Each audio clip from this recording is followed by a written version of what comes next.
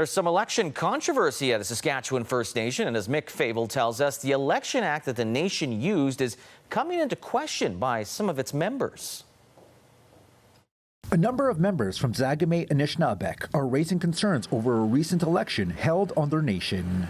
We want to determine some kind of legitimacy to the elections that's taken place. We feel that their electoral term is over and that they have no legal recourse with which to act.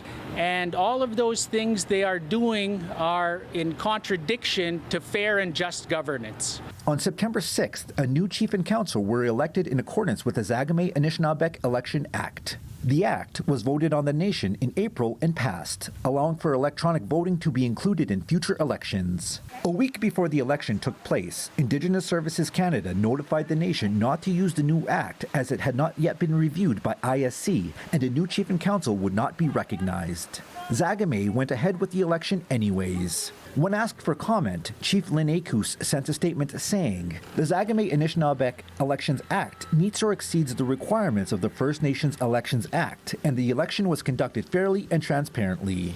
In a statement to CTV News, ISC said it recognizes the named chief and councillors as being elected, though a ministerial order to formally remove the nation from the First Nations Act has not been obtained, and the department is working with the nation to support this transition.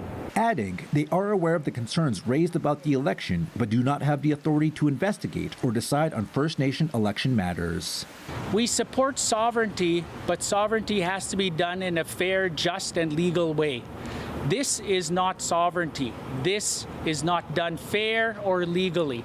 This process was wrong, and it should not be happening to anybody else across Canada.